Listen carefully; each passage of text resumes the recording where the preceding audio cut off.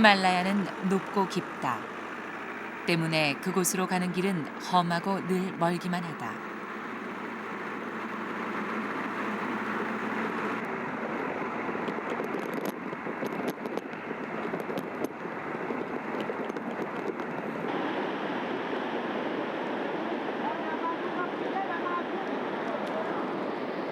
히말라야, 그곳엔 길이 없다.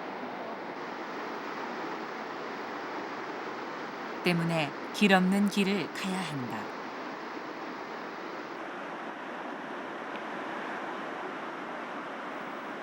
사막과 빙하가 교차하는 곳. 이렇게 베이스 캠프로 가는 초입부터 접근이 어려운 K2는 험하기로 소문이 나 있다. 30kg씩의 짐을 지고도 능숙하게 산을 오르는 이들은 히말라야 고산에 적응된 전문 포터들이다.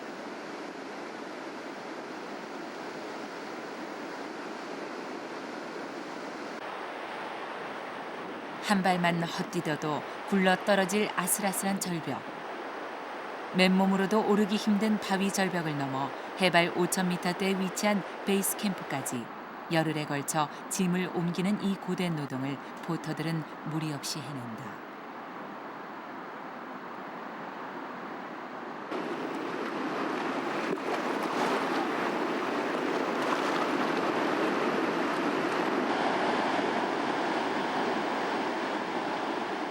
빙하를 가로질러 K2 베이스 캠프로 가는 길. 빙하가 흐르는 강 위의 아슬아슬한 줄다리도 건너야 한다.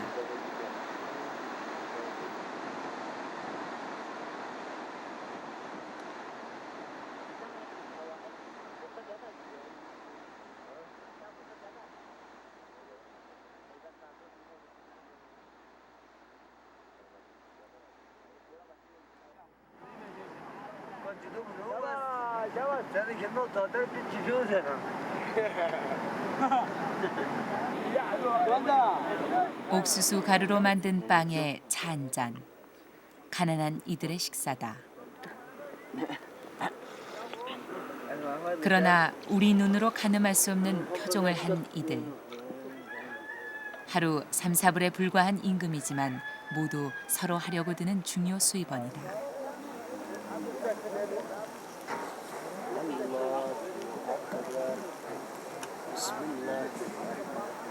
그러나 히말라야 사람들은 산을 오르려 하지 않는다. 산의 높이를 숫자로 계산하는 일도 없다.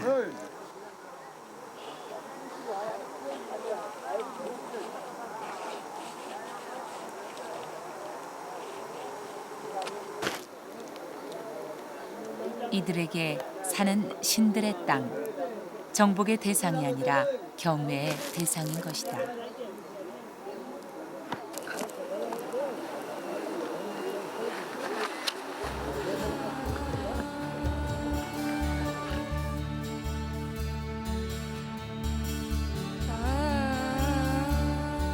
산이 일부 사람들에게 오름의 대상, 즉 등반의 대상이 된 것은 불과 200여 년 전부터다. 그러나 히말라야는 여전히 감히 범접하기 어려운 신들의 영역이다.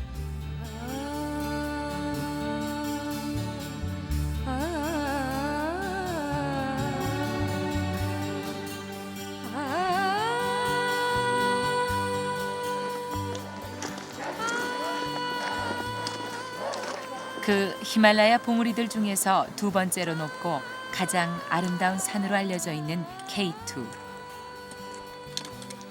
이곳에선 하늘의 제왕이라고 불릴 만큼 신령스럽게 여기는 산이다. K2는 어몽길의 히말라야 14자 완등을 향한 마지막 봉우리다.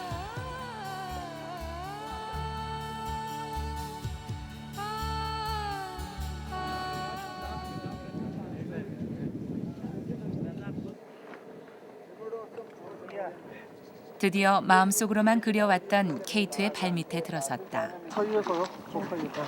그대로 쭉 있지만.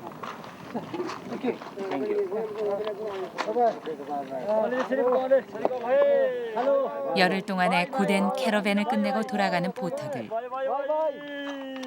그들도 어몽길을 위해 격려를 아끼지 않았다. 대자연에 맞서 인간의 한계와 싸우는 히말라야 도전. 이제 그 마지막 봉우리 K2가 눈앞에 있었다. 그렇지 아무래도 색깔이 검은. K2는 어몽길에게 과연 정상을 허락할까?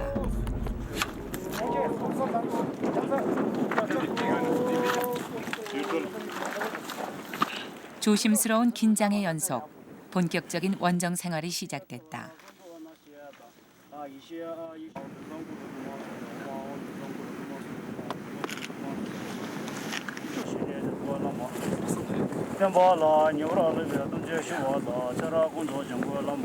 히말라야의 산은 알 수 없다. 처음 몇 번은 멋모르고 덤비던 시절도 있었다. 그러나 몇 번 히말라야에 다녀온 대원들이라면 그 누구에게도 그런 무모함은 없다. 안다고 생각할수록 그리고 다닐수록 두려운 것이 히말라야였다. 히말라야 이런 쪽에 그 히말라야 등반을 대자연의 큰 산을 이렇게 등반하는 전문적으로 등반하는 이 친구들 보면 그건 동서양을 막론하고 다 보면 이렇게 동양적인 어떤 사상이 있지 않습니까? 이런 쪽에 그 토속적인 신앙 이런 거에 대해서 믿음에 대해서 굉장히 그 이렇게 시간이 지나면 지날수록 이렇게 철저해지는 것 같더라고요. 그 사람. 저뿐만이 아니고 특히 저 같은 경우는 이제 동양적인 그런 사고방식을 갖고 있고 사상을 갖고 있으니까 더 하겠죠. 그럼 왜 그러냐면 그것이 뭐냐면 등반하는 데 있어서 진짜 그 엄청난 위대한 걸 대자연에 또 도전을 하는 거 아니에요. 그런 데 있어서 어떻게 한낱 인간이 또 자연과 싸워서 이긴다고 할 수 있겠습니까? 이길 수가 없는 거 아닙니까? 산을 등반할 때는 몸과 마음이 진짜 순수하고 진짜 깨끗하고 진짜 어떤 정신이 진짜 맑아야 되고 이래야지만 어떤 진짜 순수한 이 자연에 똑같이 동화가 돼가지고 어떤 그 자연이 그래야지만 인간을 그나마 어떻게 좀 이렇게 받아주지 않을까.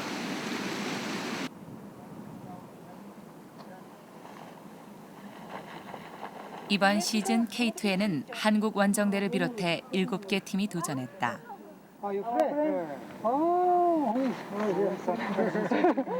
겨울철 후지산에서 포터 생활로 경비를 마련해 원정에 참가한 일본인 부부도 있었다. 91년 마칼루를 등정했다는 부인은 당시 동상을 입어 손가락과 발가락을 잃었을 뿐만 아니라 코도 크게 상처를 입었다.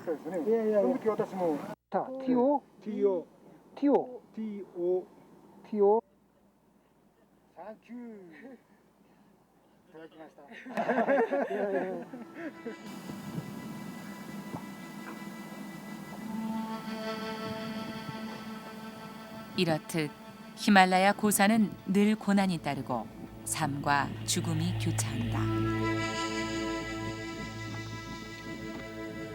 특히 얼음산 K2는 등정 성공률이 50%를 밑돌 정도로 험하다.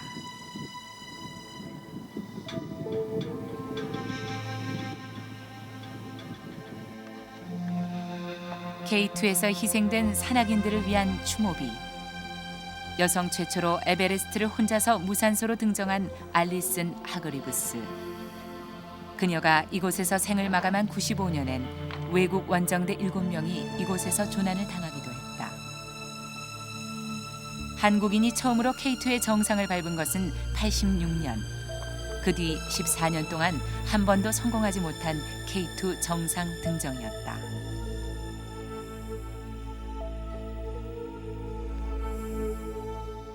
산악인이라면 누구나 한 번쯤은 가보고 싶어하는 히말라야. 하늘과 맞닿은 신들의 성지로 일컬어지는 히말라야는 눈들의 거처, 만년설의 집이라는 뜻을 담고 있다.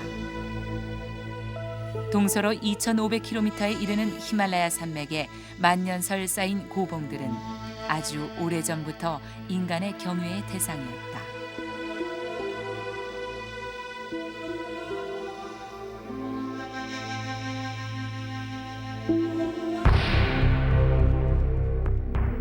지구상에 존재하는 8,000m가 넘는 고봉 14개가 모두 이곳 히말라야에 있다. 가장 동쪽 5개의 눈에 보글한 뜻을 담고 있는 강칭준가, 생긴 모양대로 검은 귀신이란 별명을 가지고 있는 마칼루. 에베레스트 옆에 있고 험하기로 유명한 로체. 세계 최고봉으로 산의 어머니라는 뜻의 초모락마로도 불리는 제3의 극점 에베레스트. 여신이 거처하는 집이란 낭만적인 이름을 갖고 있는 초우유. 고봉들 중 유일하게 중국에 있고 티베트 고원에서 불어오는 강풍으로 유명한 시샤팡마는 티베트어로 일기 변화가 극심한 산이라는 뜻이다. 일본이 처음 정상을 밟은 마나슬루. 한국 산악인들에겐 비극의 산으로 불린다.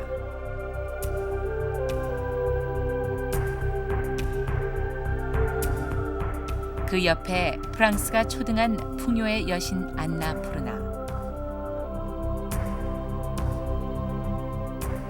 악천후와 급격한 기후변화로 유명한 위험한 산 다울라기리.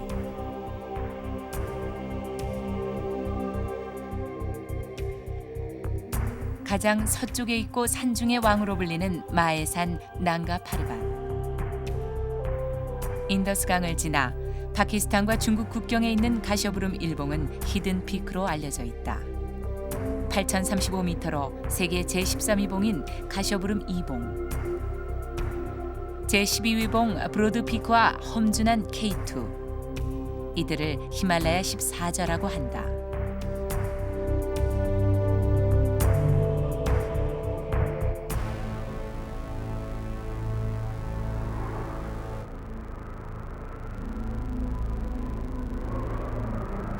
인간이 8,000m 이상의 봉우리에 처음 도전한 것은 19세기 초.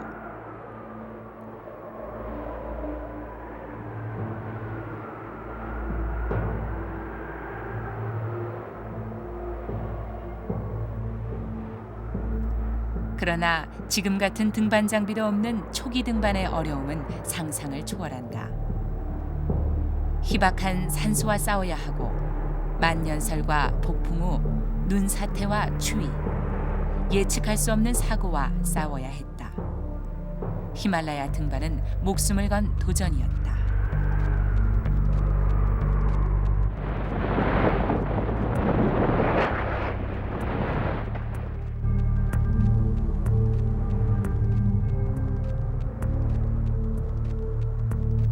크레바스에 추락해 실종되고 동상에 걸려 손가락 발가락을 절단하는 일도 다반사였다.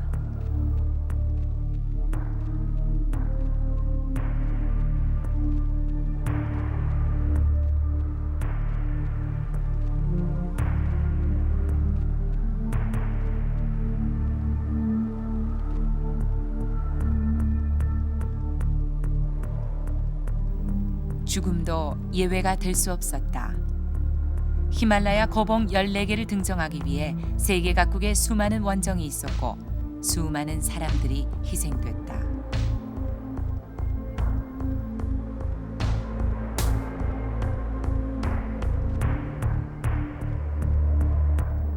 (8,000m를) 넘어 히말라야 14저의 정상을 처음으로 밟은 것은 1950년 프랑스 원정대였다. 그러나 행군과 고된 정찰 끝에 얻은 것은 유일하게 믿었던 지도가 엉터리였다는 사실이었다. 걸어도 걸어도 산 넘어 산이었고 목적지인 정상은 보이지도 않았다.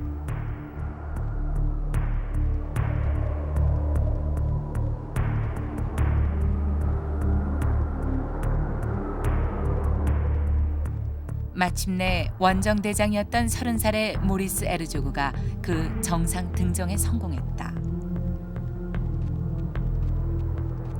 조직의 명수이며 훌륭한 산악인이었던 그는 마침내 안나푸르나 등정에 성공했지만 등반 과정 중에 동상으로 손가락을 모두 잃었다.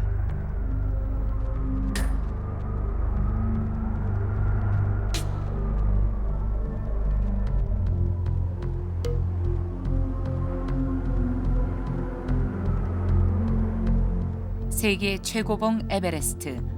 스위스 원정대가 정상을 불과 200여 미터를 남겨두고 후퇴한 이듬해인 1953년 영국 원정대가 대규모로 도전에 나섰다. 보터 350명, 원정 물자만도 10톤에 달했다.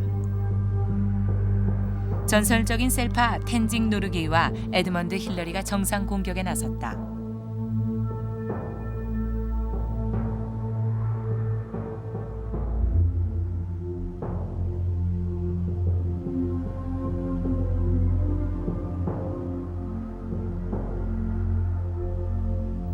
첫 번째 정상 공격조가 실패하면서 정상 공격의 기회를 얻은 힐러리였다.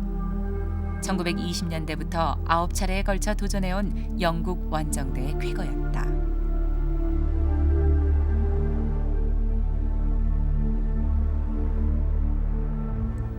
이후 히말라야 원정은 계속됐고 세계 각국은 히말라야 8,000m 고봉들을 등정하기 위한 경쟁에 돌입했다.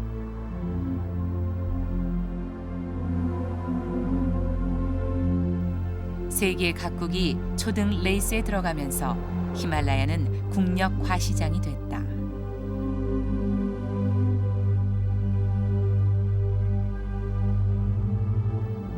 결국 1964년 시샤 팡마를 끝으로 히말라야 14자는 인간에게 그 정상을 모두 허락했고 이곳을 향한 인간의 도전은 오늘까지 계속돼 왔다.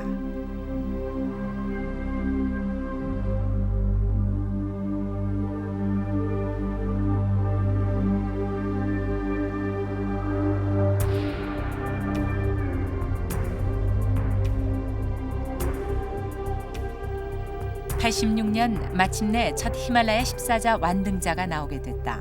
라인홀트 메스너였다.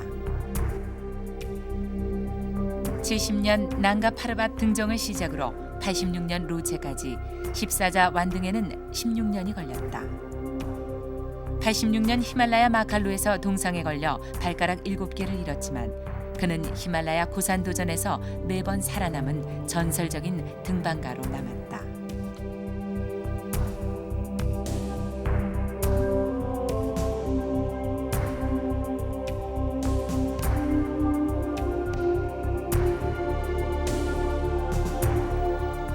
메스너의 강력한 경쟁자 이에지 쿠쿠츠카. 두 번째 완등자가 됐지만 89년 3위봉 로체 등반 중 추락해 숨졌다.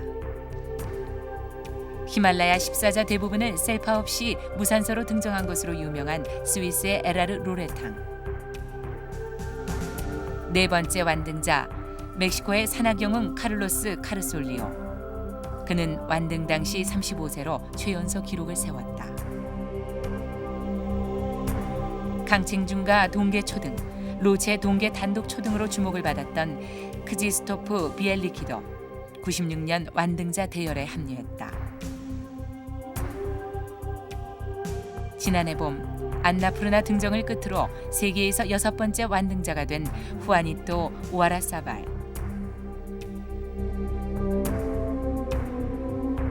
올봄 완등한 이탈리아의 세르지오 마르티니까지 히말라야 14좌 완등자는 세계에서 단 7명뿐이었다.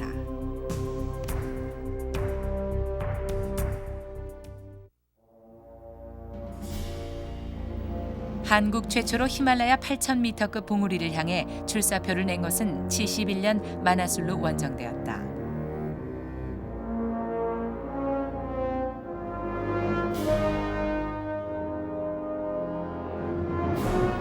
그러나 당시 원정대장이었던 김오섭 대장의 동생 김기섭 대원이 정상 공격 시도 중 추락 사망했다.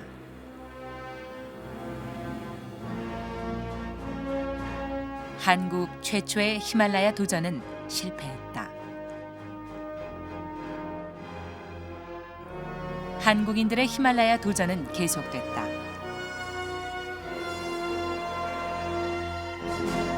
(77년) 에베레스트 원정은 한국 산악계에 특별한 의미를 남겼다.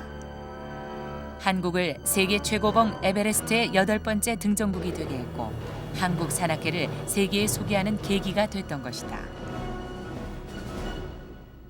77년 9월 15일 세계 최고봉 에베레스트. 얼마나 수고했나 고생들.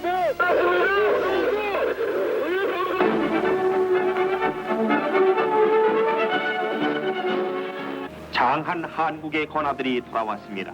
귀국 후 영웅 대접을 받기도 했던 고상도는 79년 알래스카 맥킨리봉을 등정하고 하산하던 중에 추락 사망했다.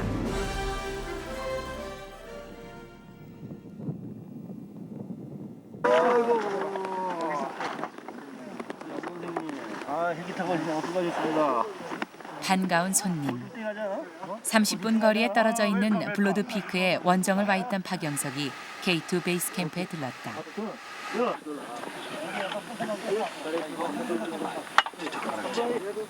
박영석. 히말라야 고봉 10개를 등정하면서 그는 주변에 의해 곧잘 어몽길의 라이벌로 거론됐다. 그러나 두 사람은 같은 원정대에 속하기도 했던 절친한 사이. 자, 이제 먹읍시다. 어몽길과 박영석.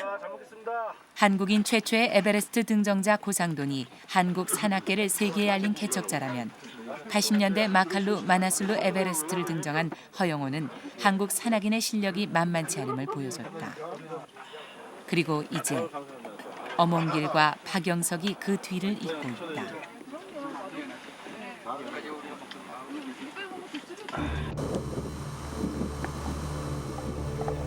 어몽길의 14자 마지막 목적지는 K2. 카라코람에 있는 제2위 봉이라는 뜻의 K2는 세계 제2위 봉이다.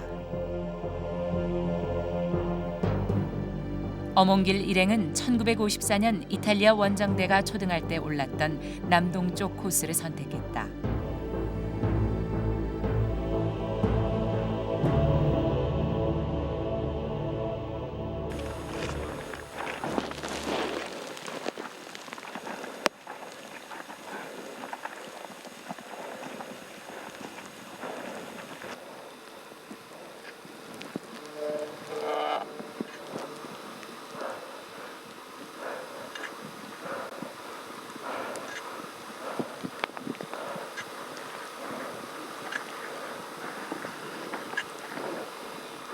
막상 올라보면 K2는 아래에서 볼 때보다 경사가 더 급하다.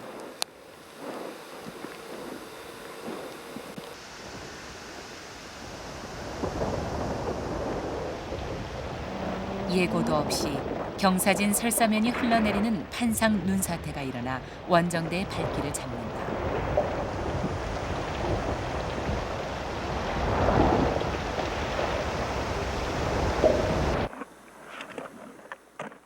급경사의 설사면을 거치면 대원들 앞엔 5, 60도의 암벽지대가 이어진다.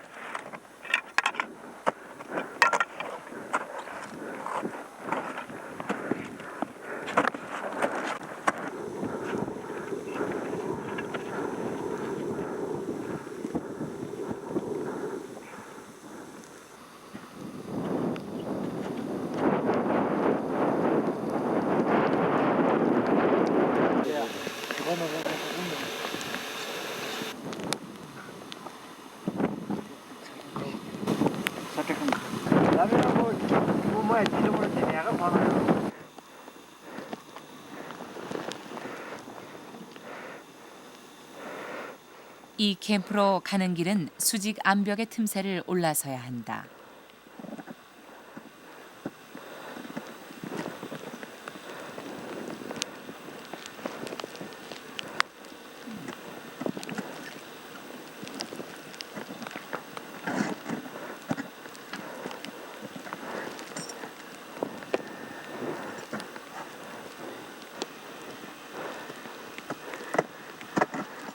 수직 바위벽이 마주하고 서 있는 좁은 골짜기 침리.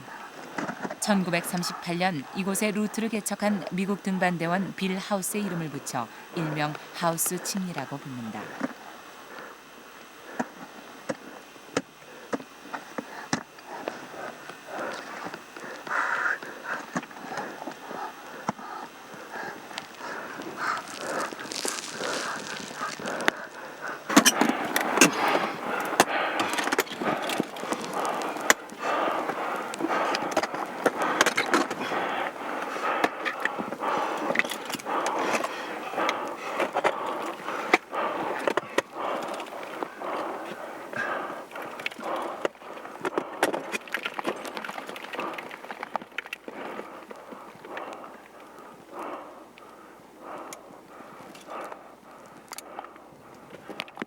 대단히 완료됐습니다.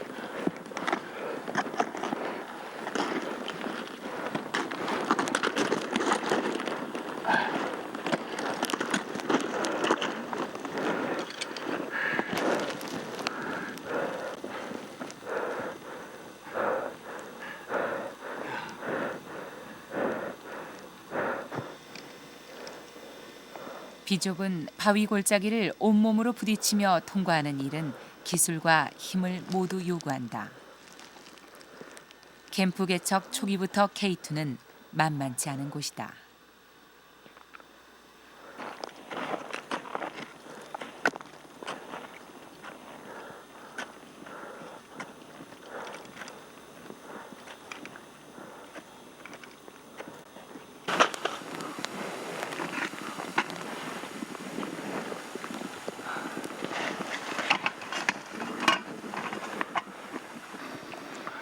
점심 식사를 거른 대원들은 라면을 끓여 저녁을 대신했다. 맛을 느낄 여유도 없이 허겁지겁 먹기 일쑤지만 체력 소모가 큰 해발 7,000m 이상 되는 고소에선 단단히 먹어두지 않으면 안 된다.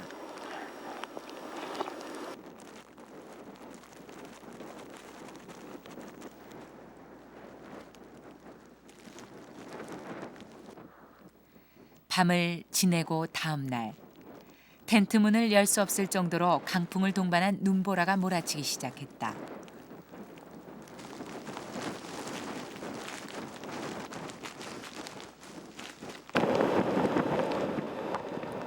제3캠프 개척을 포기하고 하산하기로 했다.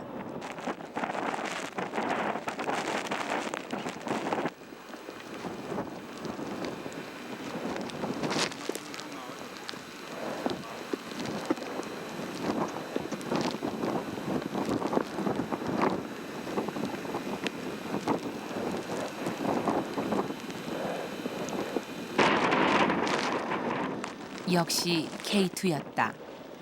K2 등반에서 가장 힘든 것이 바로 이처럼 예측이 어려운 기후변화. 이곳에 도전하는 원정대들은 변덕스러운 날씨와 악천후 때문에 여러 차례 위험한 고비를 맞는다.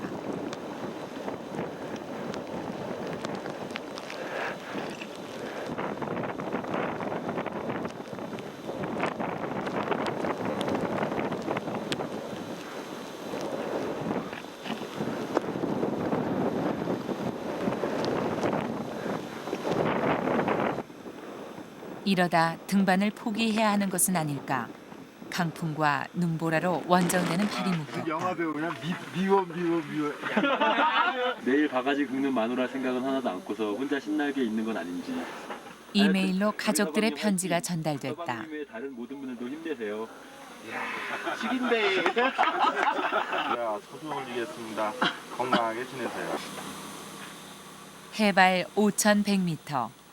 세상 밖 낯선 세계에 있는 원정대를 세상과 이어주는 유일한 시간이다.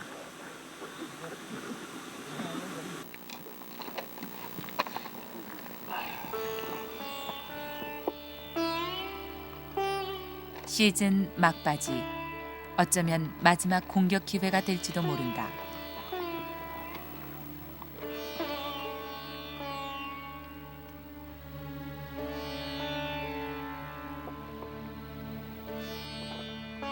파란 하늘이 모습을 드러내고 정상 공격을 하기 위해 출발하는 아침. 어몽길은 어느 때보다 간절한 마음으로 제단에 절을 한다.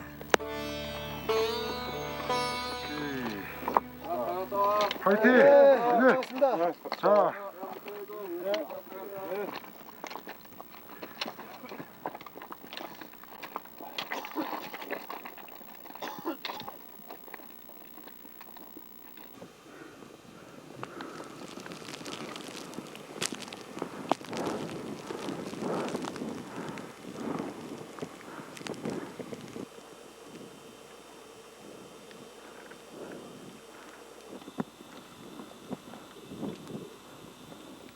히말라야의 어느 산치고 어렵지 않은 산이 없지만 K2의 블랙 피라미드 구간은 악명이 높다.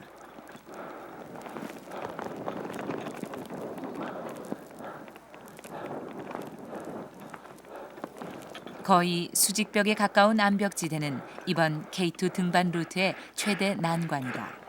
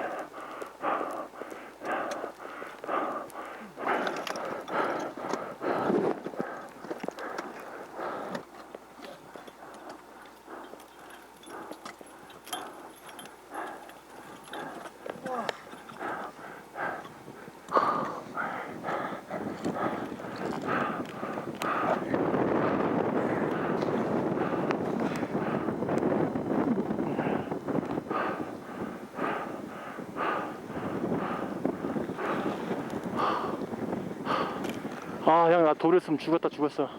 돌했으면 죽었다 죽었어. 목을 때리네.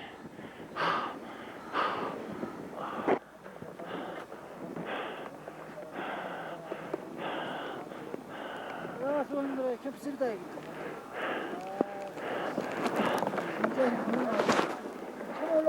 다행히 나고자 없이 모두들 제3캠프에 무사히 도착했다.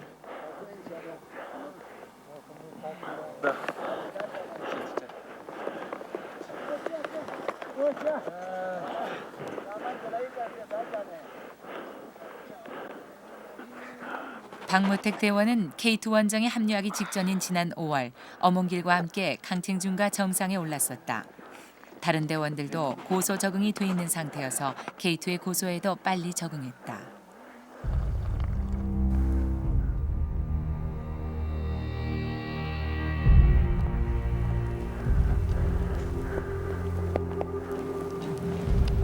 제4캠프로 가는 길.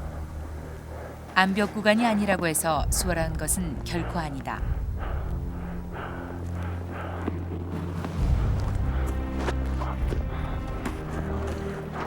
(70도) 이상 되는 경사면일 뿐만 아니라 죽음의 지대 8,000m에 가까워졌기 때문이다. 산소는 평지의 3분의 1 정도로 희박해지고 호흡은 고통스러울 만큼 어려워졌다.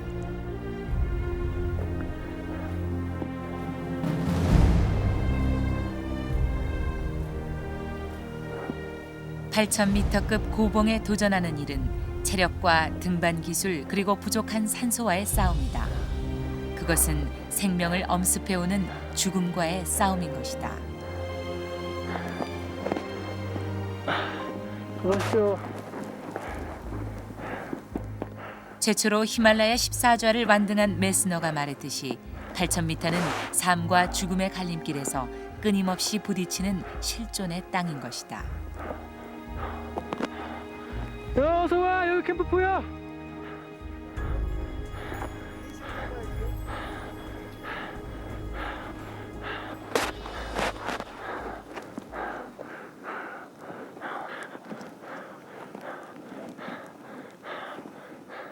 그 8,000m의 고지 제4캠프. 그래도 악천후로 유명한 K2의 날씨가 며칠째 맑아 등반을 도왔다.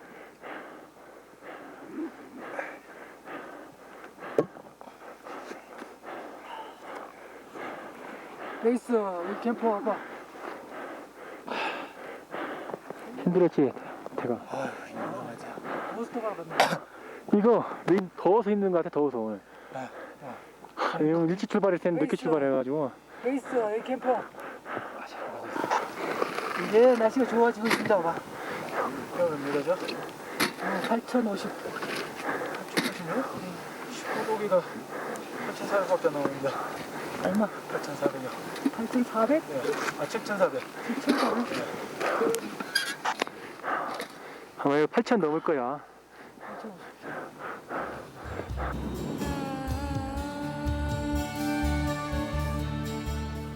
히말라야 8,000m에서 발 아래로 보이는 세상.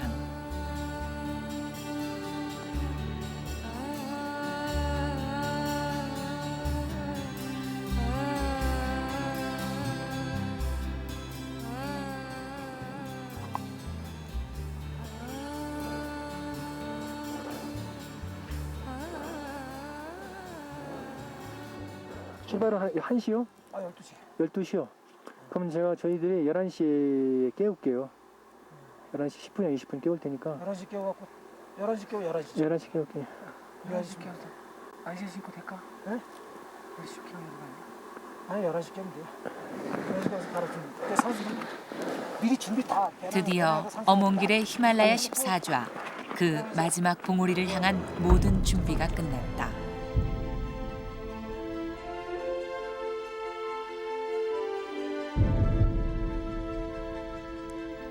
경남 고성에서 태어난 어몽길은 3살 때부터 도봉산에서 살았다. 부모는 등산객들을 상대로 장사를 했고 그는 걸어 다닐 수 있을 때부터 산을 오르내리며 성장했다. 고교 시절 본격적으로 등반을 시작한 어몽길은 25살 때인 85년 에베레스트 원정에 나섰다. 히말라야 첫 도전이었다.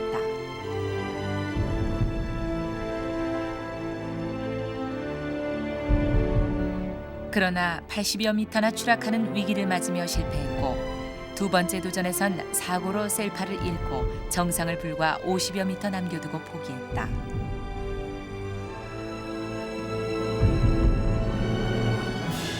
고산의 혹독함을 몸으로 체험한 어몽길은 3년 만인 88년 3번째 도전에서 에베레스트 등정에 성공했다.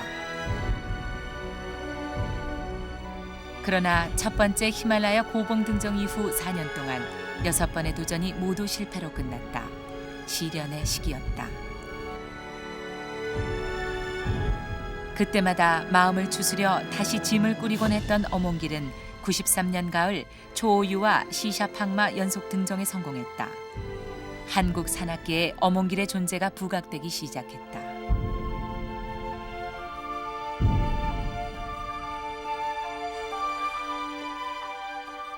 그즈음 어몽길은 특별한 인연을 만났다. 스페인 바스크 산악인인 후아니또. 90년 히말라야 등반 도중 알게 된 후아니또와 어몽길은 그 후 5개의 히말라야 고봉 등정을 함께했다.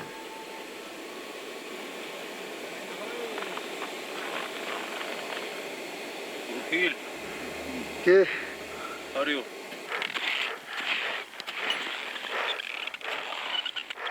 후아니또는 어몽길을 초청했고 원정에 나설 때마다 경비 마련에 어려움을 겪던 어몽길은 초청에 응했다. 아픈 시절이었다. 그러나 스페인 대원들과 함께한 95년 한 해 동안 어몽길은 세계봉을 등정하는 성과를 올렸다.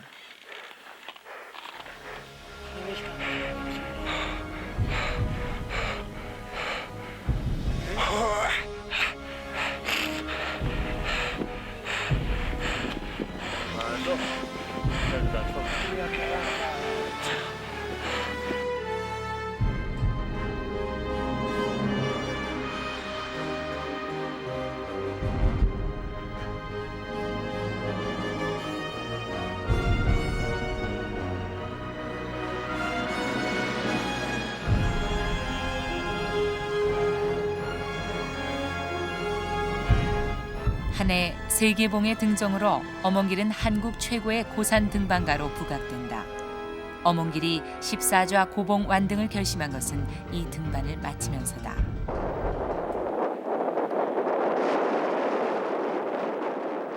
그러나 그에게 산은 정복의 대상이 아니다. 입김마저 얼려버리는 만년설과 빙하. 폐가 찢어질 듯이 희박한 산소. 깊이 모를 섬뜩한 크레바스를 직면하며 자신의 한계에 도전하는 것이다. 삶과 죽음을 로프 하나에 걸고 자신을 던져야 하는 모험이다.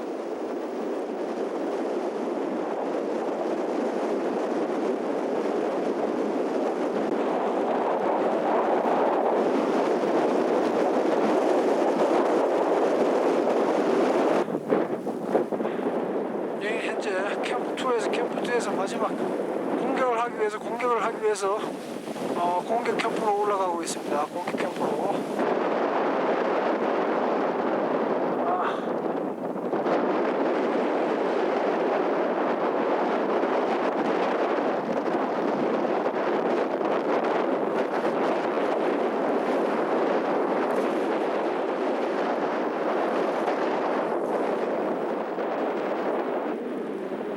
산은 오르기 위해 간다.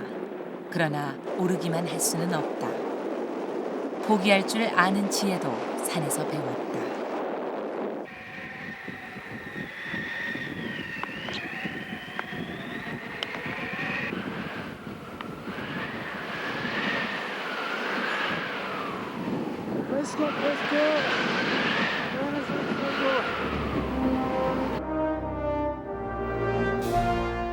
다울라길이 등정으로 어몽길은 히말라야 14좌의 절반인 7개 봉 등정에 성공했다.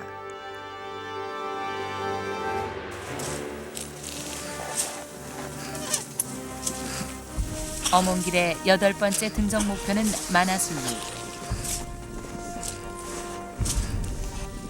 56년 일본인이 초등한 산이었지만 한국인들에겐 히말라야 첫 도전이었던 71년 원정 때부터 실패가 거듭됐던 산이었다. 한국인들에겐 사고로 목숨을 잃는 비운과 실패가 거듭돼 마의 산으로 알려진 곳이었다.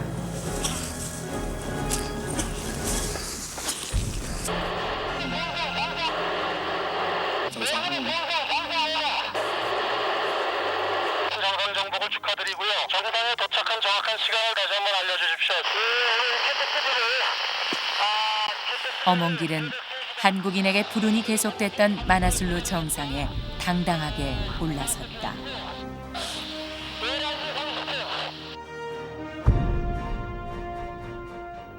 (97년) 가쇼브름 1, 2봉을 연속 등정함으로써 10개 봉을 등정하게 된 어몽길. 당시 아시아 최고 기록이었던 일본인 야마다 노보루의 9개 봉을 뛰어넘는 기록이었다. 다리 돌아갔어. 야, 빨리!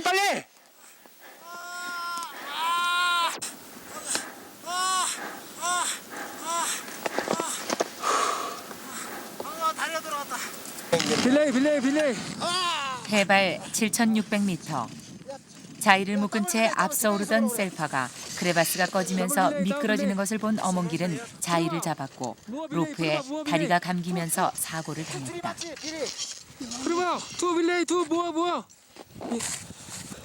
다행히 셀파는 구했지만 그는 100여 미터를 추락하면서 발목이 90도 뒤틀어지는 중상을 입었다.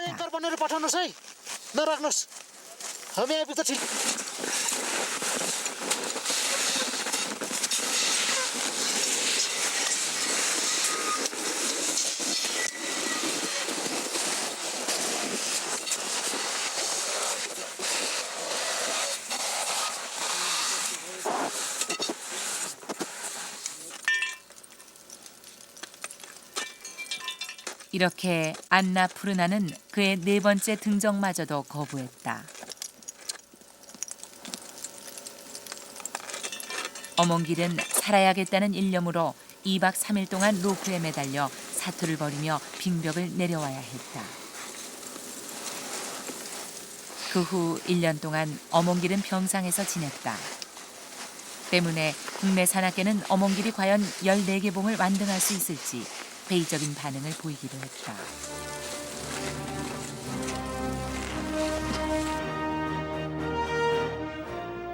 그러나 어몽길은 99년 봄 절친한 후아니토와 안나푸르나 5번째 도전에 나섰고 등정에 성공했다.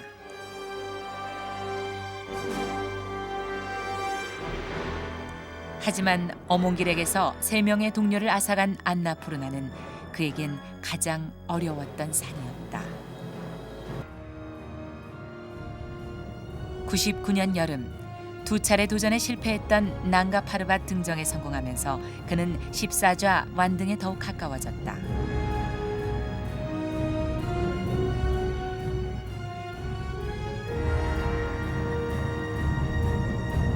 올봄 캉첸 중가.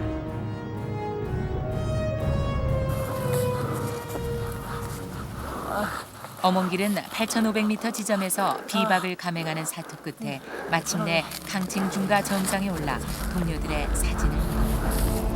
그러나 캉첸 중가는 또 하나의 악연의 산이었다.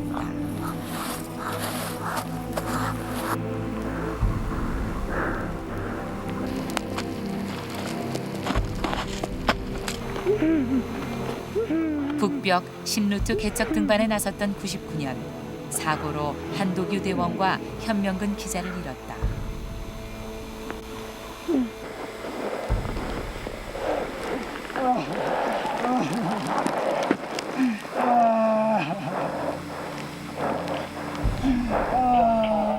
그리고 정상 등정에 성공한 오랜 루트 개척 도중 다와 셀파가 낙빙에 맞아 목숨을 잃었다.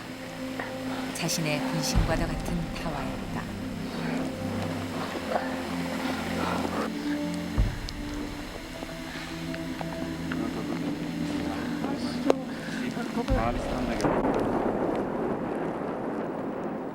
지금까지 어몽길은 4사람의 한국인 동료와 4사람의 셀파를 등반 중에 잃었다. 자신도 동상에 걸려 2 발가락을 잘라냈고 죽음의 고비도 여러 번 넘겼다. 지금까지 히말라야에 30여 차례 도전했지만 절반은 실패였다. 하지만 25살 때부터 40까지 젊음을 바친 15년 세월. 그것은 그가 얼마나 험난한 히말라야 대도전의 길을 걸어왔는가를 말해준다. 몽길이 형, 사랑해.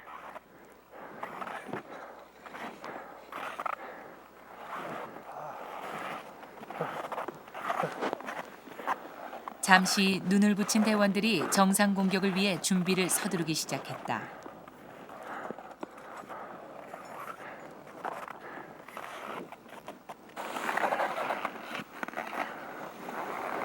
K2는 등정도 어렵지만 하산할 때 사고가 많다.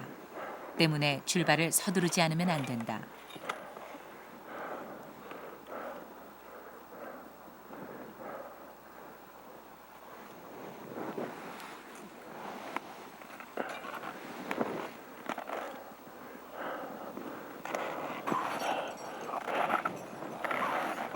히말라야 탱크 어몽길. 그도 이 순간만큼은 긴장을 감출 수 없다.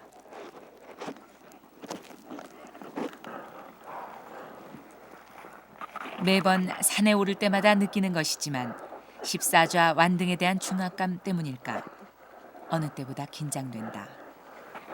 무엇보다 K2는 첫 도전이다.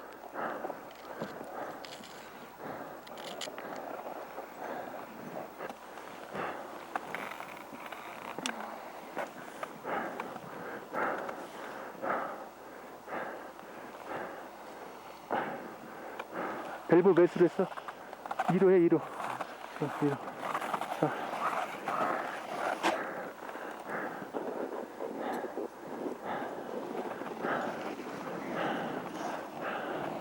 어몽길은 히말라야 14좌 완등을 향한 마지막 발걸음을 뗐다. 5명의 공격대원 모두 정상으로 출발했다.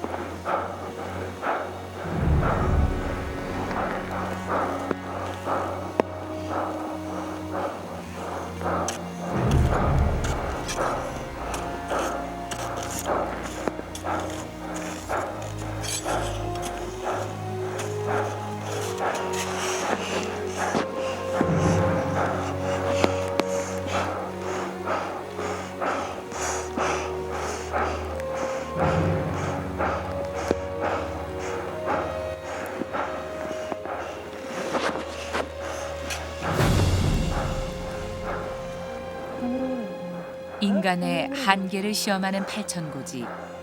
생과 사의 갈림길에 그가 또 서 있는 것이었다. 과연 살아서 돌아갈 수 있을까?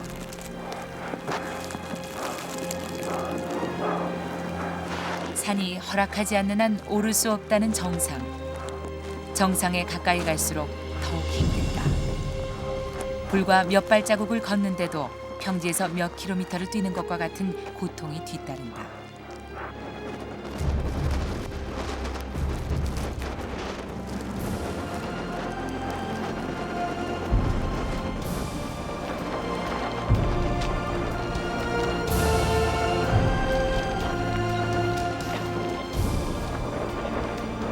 더 이상 오를 곳이 없었다. K2 정상이었다.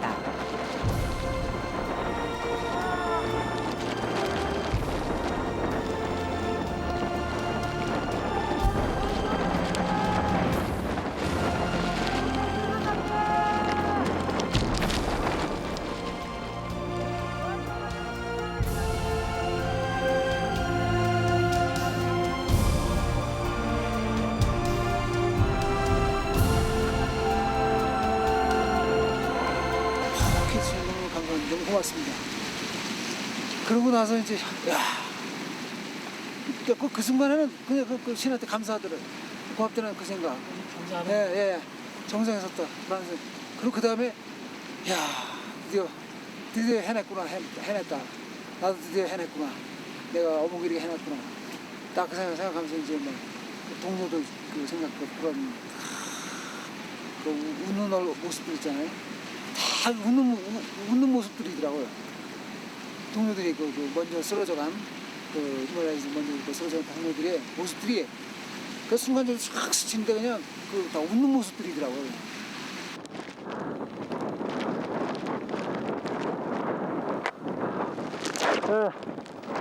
어몽길은 15년간의 히말라야 도전에서 가슴에 묻어야 했고 늘 빚으로 남아있던 8명의 동료들, 그들의 사진을 정상에 묻었다.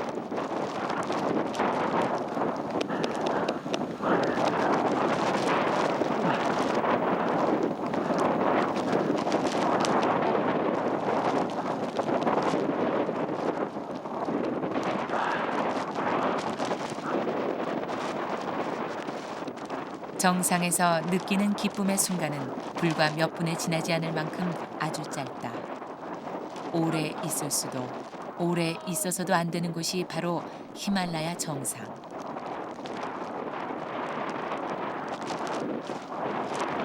말씀을 드렸다 그러면 진짜 그 대원들 사진 하나하나 다 이렇게 꺼내가지고 그 셀프 같은 거 해가지고 다 이렇게 해가지고 한 데는 뭐 진짜 꽂아놓고서 말이에요. 진짜 다 절이라도 좀 하고 난 어떤 그 의식이라도 치르고 나서 진짜 그래가지고 거기 보고 싶었는데 이제 그럴 겨를조차 없는 거예요. 너무나 막 상황이 절박. 그래서 이제 뭐 사진 그냥 비닐봉지에 있는 거 다 같이 가서 punk트를 이렇게 묻으면서 그래 고맙다. 너희들이 있었기에 너희들이 내가 도와줬기 때문에 내가 오늘 이 자리에 올라설 수 있었다는 생각하고 너무너무 고맙고 내 이 말밖에 내가 할 말이 없고 그냥 이제는 나를 어떤 뭐라 그럴까 나의 마음을 이제는 좀 헤아려주기 위해 좀 바란다. 그런 생각이 들었죠. 정상에 선 그의 모습은 감격적이지만 아직 그의 싸움은 끝나지 않았다. 무사히 베이스 캠프까지 내려갈 일이 걱정인 것이 히말라야 고산 등반의 아이러니다. 어몽길, 그는 아직 사투 중이었다. 죽음이라는 그 그림자, 이게 항상 내 머릿속에 떠나지 않았기 때문에 굉장히 그것을 뿌리치기 위해서 그것에서 벗어나기 위해서 굉장히 그 정신적인 어떤 고통이라고 그럴까. 마음적 부담이 더 심했죠. 그 십자자를 해온 와중에 수많은 그 죽음을 부모들의 죽음을 많이 봐오고 보고 느끼고 경험했기 때문에 그것에 대한 죽음에 대한 두려움, 그것이 가장 등반하는 데 있어서 굉장히 어려움이 많았죠. 마지막 캠프에서 정상할 때 그때 이제 그 등반하는 과정에 있어서 직접 뭐 매 순간순간마다 포기하고 싶은 막 그 생각이 더 막 마음속에 더 막 자리를 잡죠. 그러나 그 포기하려고 할 때 그것을 반전 해야 된다. 여기서 포기하면 안 된다. 여기서 내가 주저앉으면 안 된다.